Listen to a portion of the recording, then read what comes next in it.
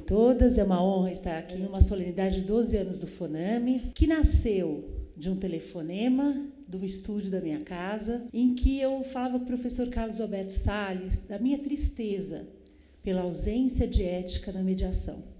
E o Salles rapidamente falou: vamos marcar um almoço com o professor Kazu Watanabe. E desse almoço eu perguntei: posso levar o professor Freitas? Pode. Aí apareceu o professor Lagrasta. E aí foi tomando corpo o que futuramente viria a ser o FONAME. Aí o CBPEG nos deu sede e fomos caminhando, convidando as 10 primeiras instituições de mediação. Assim nasceu o FONAME. Queria agradecer o convite ao Cássio, à Juliana, à Ju, né? E queria chamar à mesa as nossas convidadas. Sandra, você quer falar alguma coisa? Vamos lá. Bom dia a todos. A Paula falou uma coisa que me inspirou a dizer isso. Fiquei tão feliz, né? Porque, assim, sou da OAB, sou da ASP, né? Estava fazendo as contas com a Paula, eu me inscrevi na ASP em 1991. Você é mais antiga do que eu. Estagiária ainda. Como estagiária, né? Como estagiária, exatamente. Okay. E faço parte do trabalho da Aninha na comissão da advocacia na mediação da OAB, faço parte do GEMEP do SEBAR, faço parte do CONIMA, presidido pela minha irmã sócia, Fernanda Levi. Mas, em todos esses lugares, eu sempre fui um pouco a Sandra do FONAME, né? Eu e a Célia, as duas, né, tivemos o prazer, em momentos diferentes, de coordenar o FONAME, e por isso a gente se sente um pouco mãe de tudo isso, né? E muito feliz pela perpetuação do trabalho do FONAME, né? O FONAME, ele se reúne mensalmente e todo mundo sabe onde e a que horas, e em que dia do mês, porque isso é mantido desde há 12 anos. Isso é mantido dessa forma. Essa resistência ela é muito importante porque ela também resguarda muito da história do que foi construído, e muito foi construído no CBPEG, né, a casa que nos acolhe para as reuniões do FONAME. Então, sem mais delongas, né, e assim, eu fico feliz de ser chamada para estar aqui com a Célia nessa mesa sobre práticas dialógicas, porque a mediação me fez menos advogada, né? E eu fui deixando a advocacia e me tornando mediadora, e hoje eu sou advogada para fazer parte das comissões da OAB, né? Eu pago a OAB, eu sou advogada, mas eu não advogo mais há muitos anos, por uma opção nossa, né, Fê? A gente pôs o pé num barquinho só já há muito tempo. Mas o FONAME me aproximou do diálogo, né? Eu acho que hoje, mais próxima do construcionismo social e de todas as coisas que eu venho aprendendo nos últimos tempos, e assim, cada vez mais o FONAME me influenciou a estar próximo dessas práticas dialógicas. Então, eu fico muito feliz e grata por estar nessa mesa hoje. Então, a gente vai chamar as participantes, cada uma dessas participantes vai falar da prática dialógica do ponto de vista da sua atividade. Então, para falar de mediação e práticas dialógicas, a gente chama a Cristina Rufino. A Cris é do grupo de Conversações de Ribeirão Preto e participante do FONAME também desde há muito tempo. Minha colega querida, agora nós somos coleguinhas de classe, virtual, mas somos. Para falar de terapia comunitária, Marilene Grandesso. Marilene dispensa apresentações, né, um nome de tanta importância nesse mundo das práticas dialógicas e generativas. E para falar de conversações públicas, a Pamela Lopes Marques.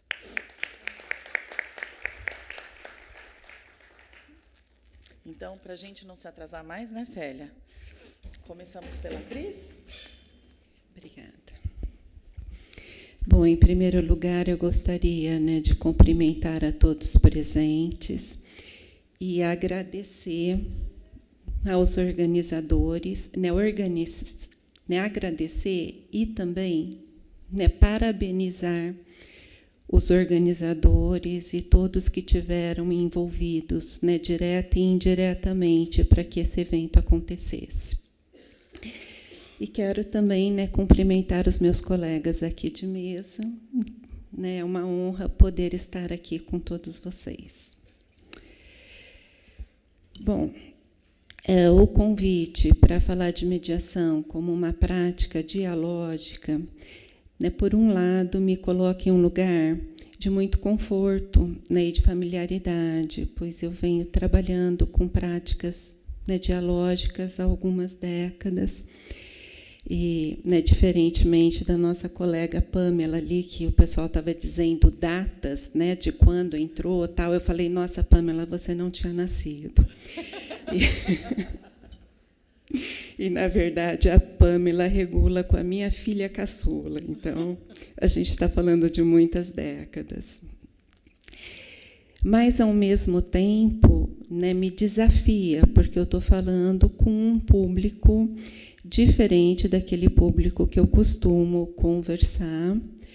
E, né, embora com mediadores a gente já vem falando há bastante tempo, né, acompanhei o FONAME por um bom tempo aí de formação, mas já faz, né, um tempo também que eu estou mais afastada desse meio e mais, né, próxima do pessoal de terapia familiar, embora continue, né, exercendo a mediação dentro do contexto privado, principalmente mediação entre equipes e mediação, né, familiares.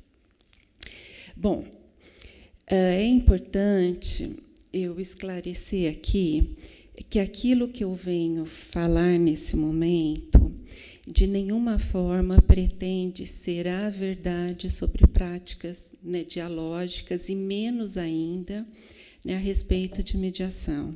Eu sei que aqui, né, tem pessoas com muito mais experiência, um conhecimento técnico e um conhecimento teórico muito maior do que o meu, e eu tenho muito respeito a essas pessoas. Mas eu vou usar esse meu tempo para compartilhar, né, com vocês do meu entendimento e de como eu tenho, né, atuado dentro da minha prática, né, a partir dessa ideia de práticas, né, dialógicas.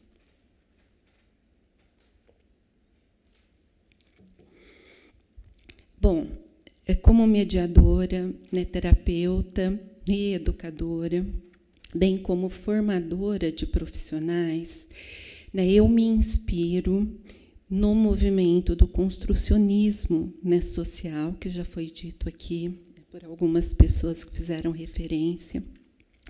E é a partir dessa epistemologia que eu vou falar e que situo, né, a minha fala.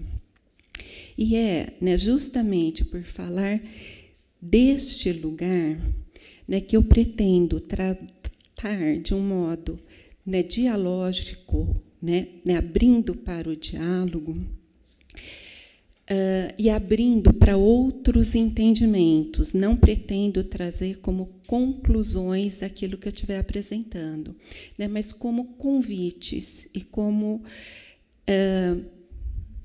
disparadores para novas conversas. E aqui eu ressalto que, né, enquanto eu estou falando do construcionismo, eu estou tratando o construcionismo enquanto um movimento ou, né, um discurso construcionista. Eu estou fazendo essa ressalva porque muitas vezes eu tenho ouvido, né, as pessoas, né, falarem a respeito dele, né, a partir de uma ideia, né, de teoria construcionista. E é importante dizer que, no meu entendimento, o construcionismo não é uma, né, teoria, ele não pretende, né, explicar uma realidade ou explicar como as coisas, né, funcionam e o que as pessoas, né, são ou como se dá a relação. Né, o que ele faz é um olhar crítico, e um olhar, né, que busque entender o que é esse conhecimento que a gente produz e diz, desculpa, né, a respeito do mundo, né? Quando eu estou dizendo que o mundo é e que as pessoas são, né, ao que eu estou me referindo e com quem que eu estou conversando. E, ao mesmo tempo que ele dá ênfase, né, a com quem que eu estou conversando, né, ele me convida, né, a pensar a quem eu estou, né, excluindo dessa minha conversa. Então, isso é interessante porque, ao mesmo tempo que ele tem um olhar, e isso eu vejo as pessoas usarem muito bem, né, um olhar apreciativo, um olhar, né, que congrega, mas ele tem um olhar, né, também muito crítico, que nos convida a fazer as distinções, né, justamente porque ele entende que é quando eu faço as distinções, nomeio a diferença, né, que eu posso olhar, né, para ela e conversar a respeito dela. Né, isso até já foi falado aqui pelas minhas colegas, né, a importância da gente poder colocar as questões, as divergências na mesa para poder olhar, né, com clareza e, né, percebendo que efeitos que eu produzo no mundo, né, quando eu olho e converso com elas, né, distinguindo, né, e que efeitos eu produzo quando eu não olho. Na mesa anterior, uma colega falou da ideia de, né, da colaboração enquanto, né, uma possibilidade de pensar que a gente está falando de flores, né, e que está, né, floreando algo. E, realmente, eu acho que é um risco que a gente corre quando eu emprego, né, unicamente o olhar apreciativo, porque ele é importante, mas não ele descolado do olhar, né, que distingue e que nomeia essas distinções. Eu preciso confessar para vocês, né, que para mim é difícil falar aqui não ouvindo o que vocês estão pensando do que eu estou falando. Tá? Então, eu vou fazendo uma ginástica de, né, imaginar esse retorno. Mas vamos lá. Né? Bom, dito de onde eu falarei, né, vou contar para vocês o que eu pretendo falar. O que eu pretendo falar é trazer um pouco as minhas ideias, né, que eu compartilho. Não é nada original, tá? Mas é coisas compartilhadas dentro de uma determinada comunidade, das ideias que isso traz, né, para a mediação enquanto prática, né, dialógica, e que, né, e com isso quais que são, né, possibilidades e limites, né, que essa prática me coloca, né, porque é muito convidativo, pelo menos para mim, né, pensar em possibilidades, o que ela está me abrindo. Mas ela me convida também a pensar naquilo que ela está fechando, né, o que ela me obriga, né, a levar em conta, né, quando eu estou trabalhando a partir dessa, né, epistemologia, como eu falei para vocês. Bom, quando a gente fala em práticas, né, dialógicas, né, ao que a gente está, né, se referindo? E aí é interessante porque, né, diálogo é algo que está no mundo. E, de certo modo, né, é uma palavra que todos nós usamos o tempo todo e todo mundo, com certeza, né, produz, né, diálogos na vida. Então, fica parecendo quase que algo banal, e, de certo modo, de fato, é falar em práticas, né, dialógicas. porque qualquer um, né, pode produzir isso em qualquer contexto. Né, a questão é quando eu faço disso o meu objeto de trabalho. Né, quais que são os elementos, as condições, né, que eu preciso ter, né, para que isso realmente eu possa denominar, né, de uma prática dialógica. Né, como quando a gente pensa, né, uma metáfora, a questão da água, que é muito óbvio. Né, a água é H2O, né, um átomo, né, de hidrogênio que se liga a 2 átomos, né, de oxigênio. Mas a questão é a condição, né, que eu preciso para essa ligação acontecer.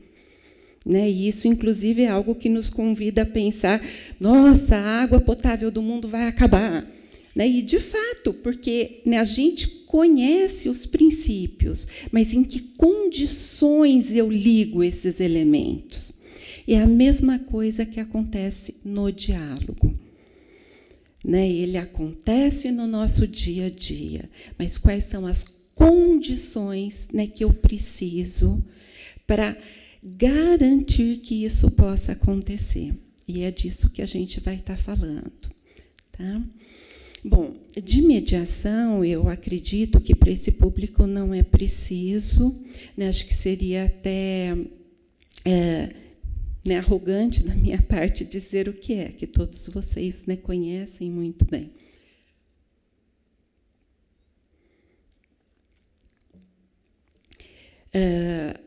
Mas quando eu trago essa ideia, né, de dialogia para conversar com a mediação, o que a gente está entendendo por isso? E aí, algumas coisas acho que são importantes a gente destacar, que é no entendimento, né, conjunto, mediadores e mediados, do que eles estão, né, fazendo, né, pelo que, qual é, né, a posição que cada um vai ocupando nessa conversa. E mais do que isso, é a gente ter a noção do que a cada minuto da conversa, a cada novo enunciado, né, eu estou produzindo em mim e no outro com quem eu falo. E isso não basta acontecer do ponto de vista do mediador. Para que isso se torne uma conversa, um diálogo de fato, né, os mediados precisam vir para esse lugar de prestar atenção no que o enunciado deles produz. 2 para terminar? Nossa, vamos correr.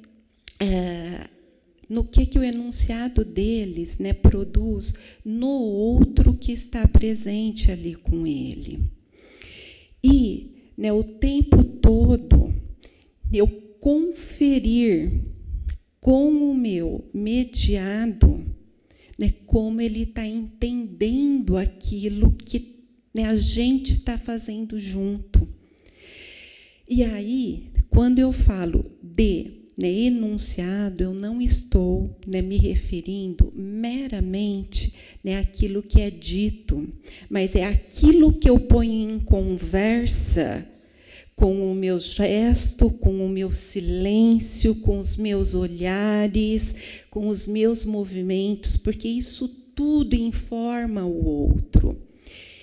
E veja que aqui eu não estou fazendo uma referência àquela ideia de rapport, que virou meio que moda falar em rapport, né? E que, de um modo muito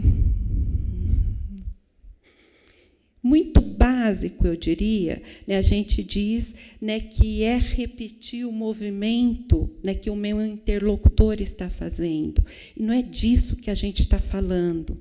Né, a gente está falando de estar no mesmo ritmo. E isso, muitas vezes, né, tem mais a ver com batimento cardíaco, com respiração, né, com a emoção que eu vou, né, entrando junto com o meu mediado. Não está naquilo que eu vou, né, observando e como uma estratégia reproduzindo. Porque enquanto eu faço essas coisas como estratégia, eu abandono o outro. Porque aí eu estou usando, eu estou numa conversa na teoria, e não uma conversa com o mediado que está ali presente.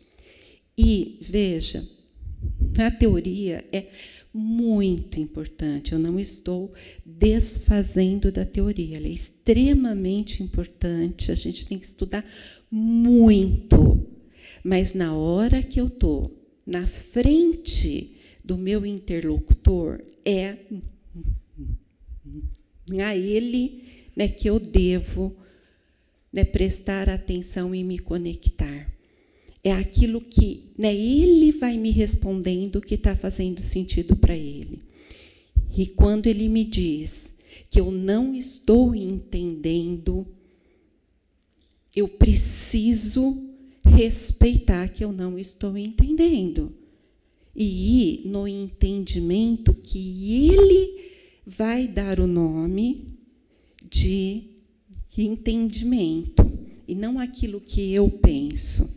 Senão eu vou ficar reproduzindo com ele, né, aquilo que um determinado modelo me falou que seria escuta. E para ele pode não ser. Para ele aquilo pode não ter nada a ver com escuta. Gente, eu já recebi aqui, de forma muito gentil, uma carinha alegre, me contando que o tempo terminou. Eu acho que eu dimensionei errado aqui meu tempo, acabei falando muito menos do que eu tinha planejado, mas, né, pelo jeito, falei mais do que eu tinha planejado. Né, agradeço bastante e fico à disposição para qualquer pergunta. Obrigada pela mesa de cuidar. Obrigada, Cris. A Cris sempre nos inspira a pensar fora da caixinha, né? E eu gosto muito a Cris tem um ritmo muito diferente do meu, e isso me ensina muito sempre a respirar e ter um batimento cardíaco diferente, né? Então, sem também demoras, vamos passar para a Marilene. Assim tá bom? Bom dia a todos e a todas. Eu quero começar dando os parabéns para a FONAME. 12 anos é um tempo considerável. E agradecer aos organizadores que me convidaram. E me sinto muitíssimo honrada de estar aqui, neste lugar, nesta celebração, falando do lugar da terapia comunitária. Estou trabalhando como terapeuta comunitária desde o ano de 2002, e eu fui a primeira presidente da Associação Brasileira de Terapia Comunitária, e eu, portanto, senti na pele o que é criar e levar adiante uma associação, que a nossa está com 15 anos, e foi muito sofrido, mas muito satisfatório, porque eu sou psicóloga. Então, eu sofria a pressão dos psicólogos, o que é isso de Abratecon, né? E, ao mesmo tempo, sofria a pressão de quem trabalhava com comunidade, o que essa associação veio aqui fazer. Então, foi um parto sofrido, mas muito prazeroso. Estamos aí com 15 anos, então me enche de orgulho poder estar aqui neste lugar, com essa audiência, para falar dessa prática que é tão transformadora e que é uma coisa que, a cada vez que faço, eu me transformo e vejo assim o entusiasmo que isso, de alguma forma, promove nos participantes dessa prática. E, para eu me situar aqui, então, deixa eu marcar aqui meus 15 minutos, para eu não me exceder, eu queria saber Quem de vocês aqui conhece essa prática da terapia comunitária que foi desenvolvida por Adalberto Barreto, eu vou contar um pouquinho dessa história, depois de um trabalho iniciado pelo seu irmão Ayrton Barreto. Quem conhece? Não muitos, né? Então, com isso, eu vou dizer um pouquinho do histórico e no que consiste, e também mostrar como é que essa forma de trabalho organiza essa conversação como uma conversação dialógica. Então, para iniciar, eu quero dizer que essa prática foi desenvolvida na década de 1980, mais ou menos em meados de 80. O marco é sempre uma coisa simbólica, porque, quando nasce alguma coisa, nasce quando a gente nomeia que ela está acontecendo, mas ela já vem sendo, de alguma forma, praticada há algum tempo. E, talvez muitos não saibam, né, que já ouviram falar dessa prática, que no berço dessa prática esteve o trabalho de um advogado, que era o Ayrton Barreto, que, lá na cidade de Fortaleza, trabalhava com direitos humanos na favela, que era a comunidade de Pirambu, uma das maiores do Brasil, que fica na região de Fortaleza. E ele, para trabalhar com os direitos humanos nessa comunidade, ele resolveu viver a vida desses comunitários e instalou uma casinha na praia, onde ele recebia as pessoas que viviam conflitos os mais variados possíveis, brigas de vizinho, questões trabalhistas, e isso encheu a casa, e ele não estava dando conta da demanda, e o que ele fez? Resolveu socializar as conversas. Então, ao invés de ele atender um por um, ele colocou todos juntos e começou a compartilhar os problemas e compartilhar estratégias de enfrentamento.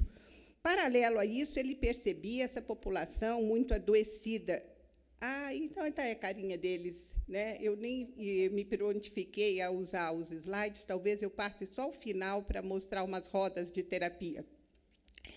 Mas Ayrton, então, iniciou esse trabalho e ele via que a população estava muito adoecida e encaminhava para seu irmão Adalberto Barreto, psiquiatra, teólogo, antropólogo, terapeuta familiar, que tinha uma disciplina, agora se aposentou, de psiquiatria comunitária na Universidade Federal de Fortaleza.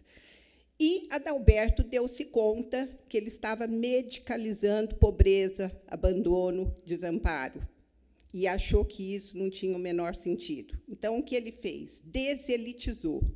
Saiu do ambulatório e foi para o contexto de vida dessas pessoas, nesse lugar, em Pirambu. E a primeira roda de conversa que a gente tem historicamente, né, que foi nomeada como tal, nasceu embaixo de um pé de caju. Criança passando, galinha, cachorro, gente. E então, uma coisa muito simples, muito chão, né? E é uma prática que promove uma conversação propositada e que eu considero que ela é uma prática dialógica, primeiro, porque ela promove conexões entre as pessoas. Qualquer espaço onde as pessoas possam estar olho no olho e se escutarem, né? Escutarem, ouvirem, o ato da nossa fisiologia, ouvir, é a primeira coisa para poder dialogar, né? Eu, como tenho uma deficiência auditiva, eu sei como é duro você não escutar, você já está à margem, certo? E olhar no olho, né, serve para essa prática, certo?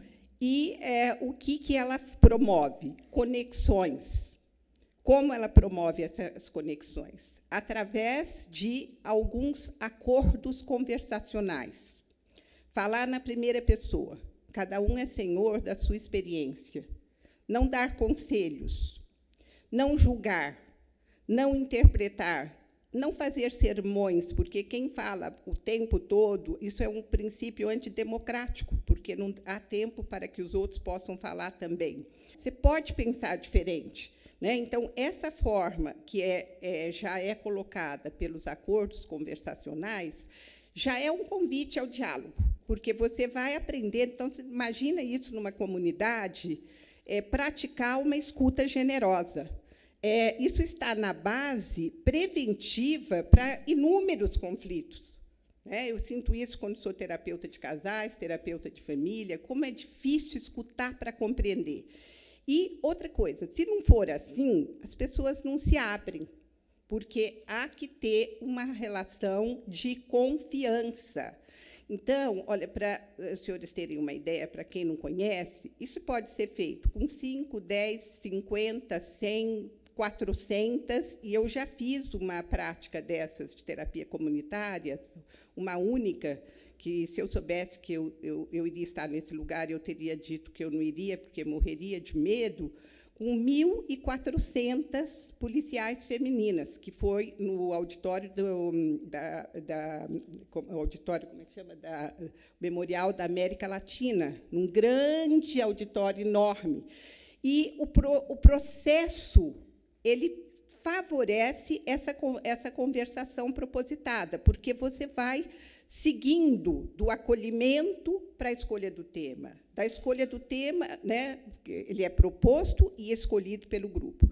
Então, o que ocorre? Normalmente, acolher com hospitalidade e celebrar a existência do outro. Então, o diálogo se constrói na relação. Então, para isso, o outro tem que existir. Eu tenho que deixar o outro surgir para mim. E, nesse sentido, Pamela, me ajuda aqui a ver quanto tempo eu já falei, porque eu estou falando aqui na... Quanto tempo eu falei? Ótimo, está num bom tempo. Então, como é que a gente deixa o outro acontecer? No acolhimento, o ambiente é colocado, geralmente a gente faz círculos. Por exemplo, quando trabalhei com 450 pessoas, eram vários círculos concêntricos, que eu me sentia no meio de um grande útero, me deu muita segurança, foi a primeira vez que eu estive num grupo tão grande. E o que a gente faz? Dá as boas-vindas e recebe com hospitalidade. Geralmente tem músicas, tem canções, e a gente celebra. Celebra o quê? Se eu perguntasse para os senhores o que é que vocês têm a celebrar no dia de hoje, isso já convida um olhar apreciativo sobre a vida. Eu estou aqui, cheguei nesse lugar, minha filha faz aniversário, eu consegui arrumar um emprego, consegui uma vaga para o meu tratamento de câncer. Ou seja, a comunidade traz aquilo que é chão, é o cotidiano da vida. Sobre isso que a gente fala na terapia comunitária. Então, se celebra. Se celebra e a comunidade propõe uma canção, que pode ser desde um parabéns a você a alguma canção muito simbólica que acolhe as celebrações do dia. Para vocês terem uma ideia, eu já fiz isso com vítimas da violência política na Colômbia. Certo? E a coisa mais emocionante foi como as músicas dão continência e formam essa rede solidária. E, daí, quando acolhemos, situamos do que se trata a terapia comunitária, porque, para gerar confiança, a pessoa precisa saber o que vai acontecer ali. E aí nós estimulamos as pessoas a falarem sobre o que é que gostariam de trazer para essa roda de conversa. Nesse primeiro momento, é como se fosse o nome da coisa. E a gente procura que isso seja bem pessoal, que se fale assim, olha, eu quero falar da minha tristeza porque tenho 4 filhos e nenhum deles me visita. Pode ser isso. Ou pode ser do medo que eu estou diante do futuro porque perdi meu emprego. Qualquer coisa que gere uma inquietação. E, nesse primeiro momento, a pessoa que está coordenando a roda simplesmente elenca os temas e, aí, Paulo Freireanamente, as pessoas escolhem. Elas escolhem não o tema que é o mais sério, mais complicado. Alguém está muito legal comigo, porque eu nem estou vendo esse slide, e tem uma pessoa que está sendo muito colaborativa e passando isso para mim. Obrigado. Então, e aí, o que acontece? Quando a pessoa elege o tema, ela não está escolhendo o tema do outro. Esse já é um processo de diálogo interno, porque o tema do outro, a inquietação do outro, suscita a minha inquietação. E a gente pede que escolha, não com a cabeça, mas com o coração. Qual desses temas te tocou mais? Conforme o tema foi escolhido, e veja que a gente não escolhe a pessoa, mas o tema, né? Há um outro momento, que é a contextualização desse tema. Então, a pessoa que trouxe o tema, ela é convidada a compartilhar o que é um pouco mais o que ela está vivendo, e toda a comunidade pode fazer perguntas, mas perguntas que não são para o problema. São perguntas para entender o que está significando para aquela pessoa estar passando por aquela situação. Como isso afeta a sua vida, as suas relações e a perspectiva de futuro. Porque a terapia comunitária, ela não se propõe a resolver o problema, mas a criar redes solidárias. E as soluções, elas surgem do grupo. Elas decorrem do grupo. Então, esse tempo da contextualização, ele é razoavelmente breve. E aí, nós passamos para uma outra etapa, que a Adalberto Barreto chamava de problematização, muito mais inspirado em Paulo Freire, mas que nós temos chamado de colheita. Por quê? Conforme contextualizamos o problema que a pessoa trouxe, e na sua vivência, o terapeuta comunitário propõe uma pergunta generativa, de natureza reflexiva, que pode ser genérica, como uma pergunta coringa que serve para qualquer roda, tipo, quem já passou por uma situação semelhante a essa e o que fez para dar conta dela, o que é que ajudou?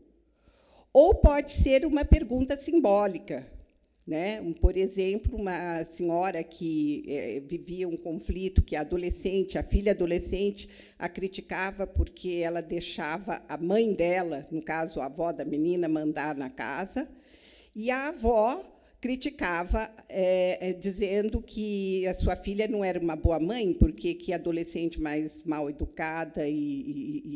Né? Então, o mote foi: quem já se sentiu uma boneca de pano puxada pelos dois lados? Então, às vezes, né, esse mote é essa pergunta generativa que serve para abrir para a parte mais importante da terapia comunitária, que é a grande colheita de recursos. A função, se puder passar aquele slidezinho que tem umas plantinhas, um rizoma, uns bulbos, eu gostaria, acho que é um pouquinho depois desse. Mais para frente um pouquinho, essa colheita, mais um pouquinho, mais esse. Então, veja só uma coisa. A linguagem, ela tem uma função rizomática. Quando um escuta a experiência do outro, a pessoa também vai resgatar coisas que ela viveu e que, às vezes, nem se dá conta. Recursos que tem, fortalezas que tem. Então, isso é uma parte riquíssima da terapia comunitária, porque as pessoas vão compartilhar como é que elas têm feito para lidar com aqueles problemas, com aquelas dificuldades, né? E nesse sentido, como não se dá conselhos e não se é pedagógico, então isso é falado para todos. Geralmente é o tempo mais extenso da terapia comunitária, né? Essa parte. Daí se pode trabalhar de muitas formas. Por exemplo, como tenho uma formação também em práticas narrativas, eu posso, de alguma forma, realizar um documento coletivo que compartilha como é que essa comunidade aqui presente tem feito para lidar com aqueles tipos de desafio. Né? Por exemplo, uma roda dessas feita na Fundação Casa, com meninas privadas de liberdade, O mote foi: como eu faço para lidar com a minha saudade? Né? E aí, né, já, graças a Deus, já consegui acabar. E aí, o que acontece? É muito rico.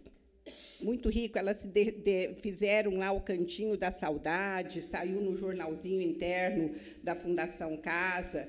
E aí, depois dessa parte da problematização, nós temos um ritual de encerramento. Isso é baseado num dos pilares da terapia comunitária, que é o pensamento de Paulo Freire: ação, reflexão, ação, reflexão. Então, fazemos uma roda de encerramento, e cada pessoa que está ali é convidada. O terapeuta comunitário mostra aquele slide lindinho do buraco negro no muro, da fala do Sêcula, porque a gente procura destacar, né, os recursos, as fortalezas. Né? Adalberto sempre diz isso: o que cura a ferida é o tecido saudável que está em volta. Né? Então, aqui pertinho daqui, uma terapia feita aqui no pátio do colégio. Pode passar a outra.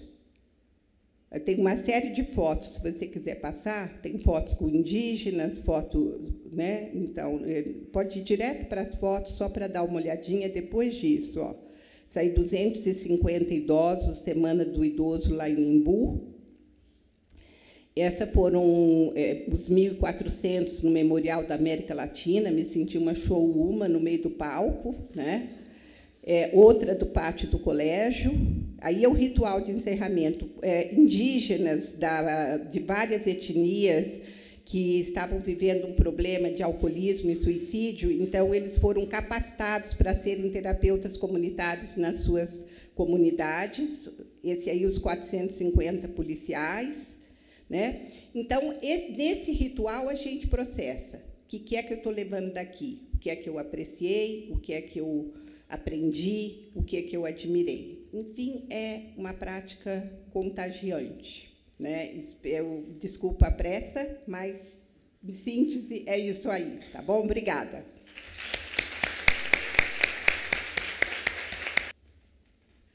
Olá, bom dia a todos. Acho que como elas começaram falando, a Sandra e a Cris, né?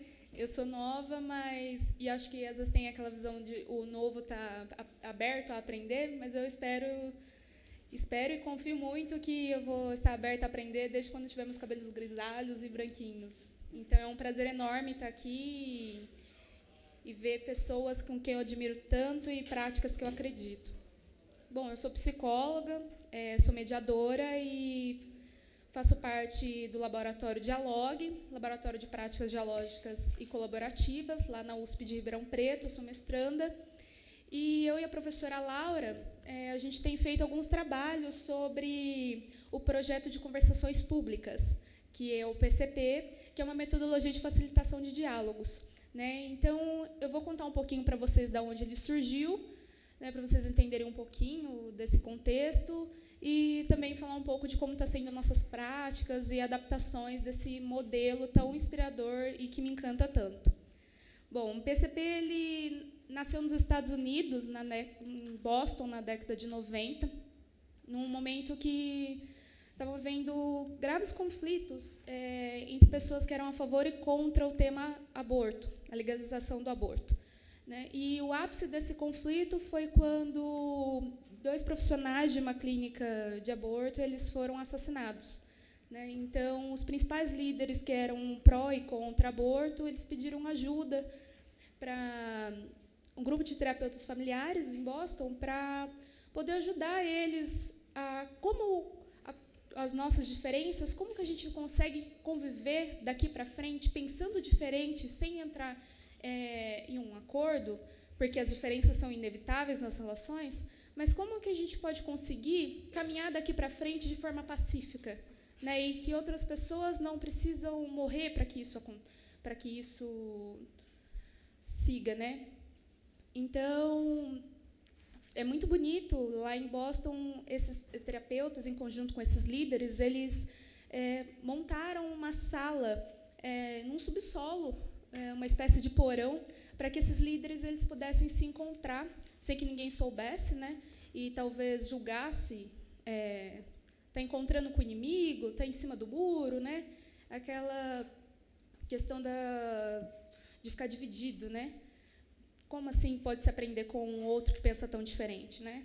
Então, é muito legal se vocês entrarem no YouTube, colocar PCP, Sentinel Partners, vocês conseguem ver um pouquinho do desfecho dessa história. E aí essa conversa foi tão boa, e aí ao longo do tempo foram convidando outras pessoas para compor essa conversa, que ela durou 5 anos. E aí, a partir desses encontros, é que se inspirou a criação do PCP. Né? Então, o PCP ele é um convite para pessoas que pensam de forma muito diferente, né, polarizadas, sobre um tema que é considerado polêmico e difícil de ser conversado numa sociedade. Né? E a ideia é convidar essas pessoas não para que elas entrem em um acordo, saiam dali com uma opinião, com a mesma opinião, mas que elas consigam ter a oportunidade de aprender, né? De fato, conseguir entender por que o outro pensa da forma como ele pensa, por que ele pensa diferente de mim. E é esse contexto, uma conversa sustentada pelo diálogo, baseada no respeito, e não na hostilidade, nem no jogo da persuasão ou da retórica. O convite é para o diálogo, e o PCP ele acredita nisso. Bom, então eu vou falar um pouquinho para vocês de como que é um passo a passo de um encontro. Né? Um encontro ele tem um formato, né? Inclusive tem até manuais na internet que vocês podem encontrar, que fala sobre um passo a passo. Mas a gente tem feito a experiência de explorar mais esses momentos e prolongar mais, para ser mais de um encontro. A gente percebia que as pessoas, ao final de um encontro só, elas ficavam surpresas. Como que eu posso...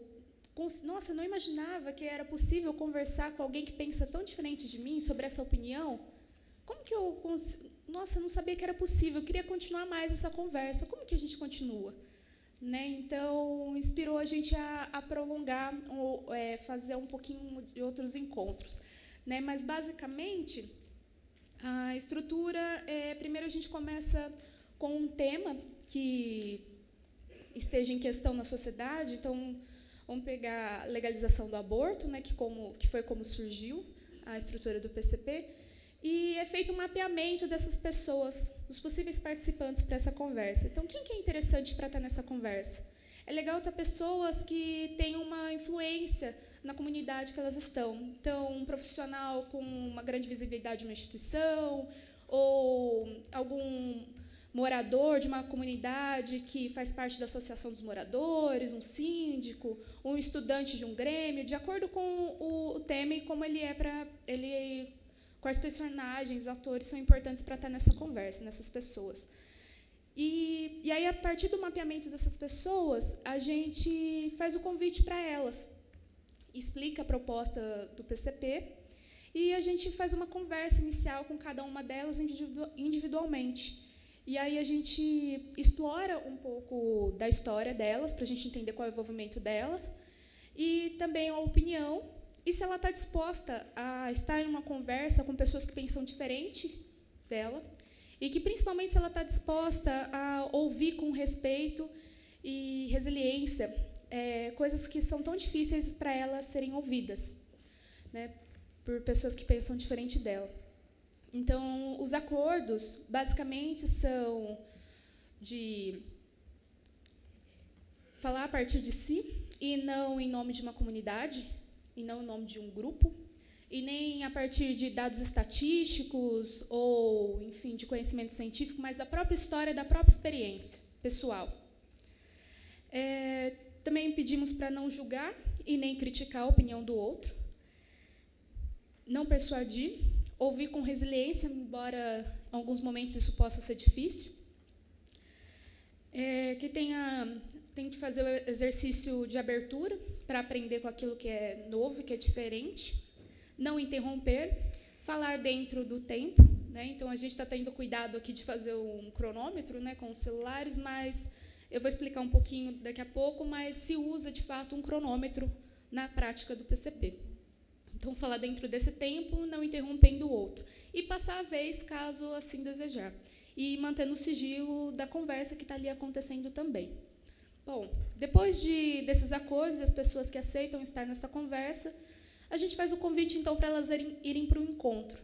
Esse encontro, lá nos Estados Unidos, eles fazem jantares, né? Mas aqui a gente tem feito com coffee breaks, né? Então, a gente convida as pessoas, num primeiro momento, para elas estarem juntas, comendo e conversando. Mas o que a gente pede é que fiquem à vontade, mas não conversem sobre o tema para que vocês foram convidados para falar aqui hoje, nem falem sobre a opinião de vocês. Conversem. Então, a gente tem esse momento de confraternização, e enquanto os participantes estão lá, a gente organiza as conversas, organiza o espaço onde vai acontecer a conversa. Então, a gente faz um círculo de cadeiras e nomeia os lugares de cada um dos participantes, de modo que fica alternado as cadeiras entre pessoas, vou falar de uma forma bem geral, pensando talvez numa conversa com pessoas que têm uma opinião bem polarizada, pessoas a favor e contra, a favor e contra.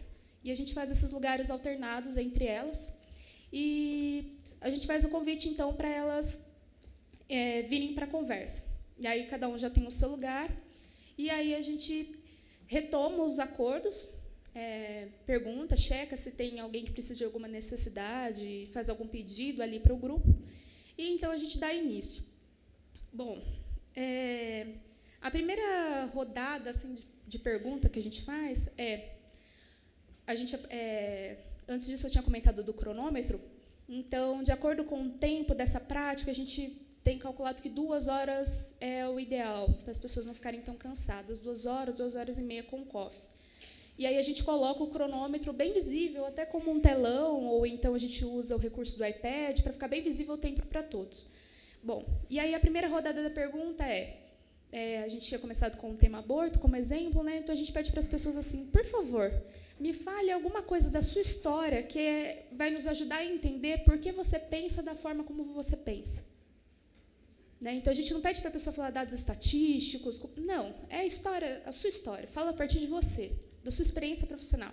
Né? E até uma forma de colocar todos os que estão ali presentes na conversa no mesmo... cuidando das relações de poder. Né? Então, é uma forma de cuidar disso também.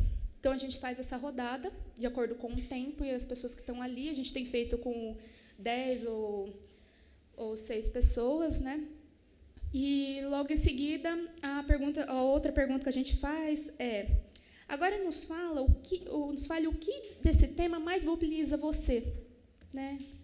Nos fale sobre a sua opinião sobre esse tema. No caso, o aborto, por exemplo. O que mais pega para você nesse tema? E a rodada seguinte, a gente pede para as pessoas falarem da zona cinza. Né? Eu falei a gente chama essa pergunta de zona cinza, então, das polaridades, né? O preto no branco. Então, a gente convida as pessoas a irem para o cinza, a fazerem perguntas sobre a própria opinião delas. Então, a gente pergunta assim, por favor, vocês têm uma dúvida sobre a opinião que vocês defendem? Porque, às vezes, a gente se coloca tão... não, eu sou a favor, eu sou contra, e quando, na verdade, às vezes, tem essas... Não é exatamente essa polaridade. Né? Então, no tema aborto, a pessoa pode falar assim, como a gente já ouviu, bom, eu sou contra a legalização do aborto, mas, nos casos de estupro, eu percebo que minha opinião não é tão contra assim. E aí é nessa parte da zona cinza que a gente percebe que os participantes eles conseguem encontrar pontos em comum. Então, é um momento bem interessante. Logo depois, a gente faz as perguntas de curiosidade, uma rodada de perguntas de curiosidades. E daí a importância dos facilitadores para conduzir essa conversa, né? Para cuidar, para que as perguntas que sejam feitas entre os participantes, e aí a gente não segue mais um sentido horário nem anti-horário, as pessoas fazem perguntas para aquelas que ela tem curiosidade de entender um pouco mais. Mas aí os facilitadores eles têm o papel de cuidar para que essas perguntas elas não sejam afirmações disfarçadas ou alfinetada, né, daquilo que você guardou até então para não falar para o outro. Né? Então, os facilitadores têm esse trabalho de tentar convidar o outro a pensar o porquê dela estar fazendo essa pergunta, o que ela é útil para a conversa. Né? E, no caso, se ela, de fato, é útil para estar fazendo ali, e se a outra pessoa se sente confortável em responder. Então, também é uma parte que é um momento das pessoas fazerem perguntas que talvez num outro contexto, em discussões de Facebook, isso não é possível. né? E, por fim, a gente faz o feedback, né? As pessoas elas podem falar como elas estão se sentindo ali, como foi essa experiência, ou então depois em formato de formulários, né?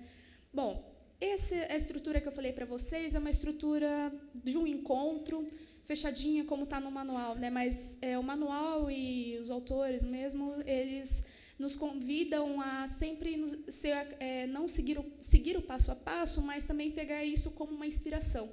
E é isso que a gente tem feito. A gente tem feito, eu vou falar de algumas práticas lá em Ribeirão. Claro. Obrigada. Lá em Ribeirão, a gente fez esse formato, dentre os várias experiências que a gente teve, mas a gente fez esse formato redondinho que eu contei para vocês sobre o tema Bolsa Família. Pessoas a favor e contra, e nesse formatinho de um encontro só. A gente tem feito agora, durante o meu mestrado, não só um encontro, mas a gente tem feito mais de um encontro. A gente já está no 4º encontro, entre pessoas que são a favor e contra que o tema gênero e sexualidade seja trabalhado nas escolas, né? E aí a gente tem explorado mais esses momentos ao longo dos encontros. Só para vocês entenderem, as pessoas ficaram muito interessadas em conhecer a história mais a fundo de cada um. Então, no último encontro, só para contextualizar vocês, uma participante, ela apresentou, ela, inclusive, teve a iniciativa de apresentar em forma de slides a fala dela, e os outros participantes faziam esse momento de perguntas de curiosidade junto com ela. E aí a gente quase já não está intervindo mais, porque as pessoas, a gente percebe que elas já entraram nesse movimento do cuidado com a fala. Bom, na Feira do Livro, lá em Ribeirão Preto, eu tive o prazer de ter uma experiência junto com a Cris. A gente fez sobre a legalização do porte de arma, e aí a gente não conhecia os participantes que iam estar lá, né? A gente fez um formato um pouco diferente. As pessoas elas chegavam para a programação, e então a gente checava rapidinho com elas a opinião delas sobre o tema do porte de armas. E aí, como era um número grande de pessoas, a gente fez um grupo menor, de 10 pessoas, ao centro, e depois a gente fez uma roda maior em volta, né, que é o formato aquário, das pessoas ouvindo essas pessoas conversando. E aí, as perguntas que a gente fez, a história delas, o que os ajudava a entender por que elas eram a favor ou contra a legalização do porte de arma. A gente fez a zona cinza, né, que é essa dúvida sobre a própria opinião, e também para que elas falassem qual foi o momento marcante de participar dessa experiência, assim como também para quem estava ouvindo do lado de fora. E foi bem emocionante, bem bonito.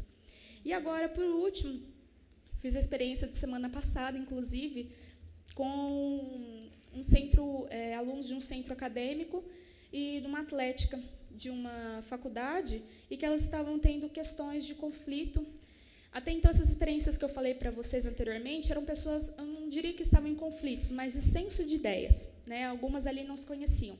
Mas nesse trabalho que eu fiz semana passada, eram, de fato, pessoas que estavam em conflito, elas se conheciam muito bem. E a gente buscou também fazer esse formato de aquário, né? Porque centro acadêmico e atlética são muitos alunos. Então, a gente fez esse mesmo formato, 10 pessoas ao centro, com os presidentes, enfim. E depois, em volta, os demais membros dessas entidades para estar escutando. E aí a gente fez esse trabalho de convite prévio com cada um, e pedindo para que eles, seguindo um passo a passo, mais ou menos assim, pediu para eles falarem a história, por que eles entraram nessa entidade, centro acadêmico ou atlética, o que eles não concordavam, porque tinha uma questão muito forte entre eles de estereótipo, né? A atlética é isso, quem é do centro acadêmico é isso, né?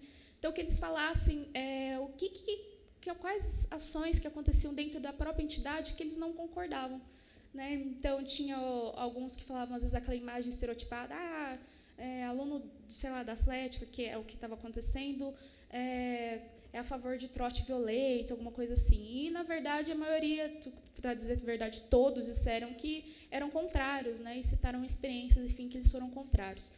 E, por fim, a gente pediu para que eles falassem, e aí foi uma adaptação que a gente fez, o que eles admiravam como recurso da outra entidade, né? Então, você é do centro acadêmico, o que você acha legal da atlética?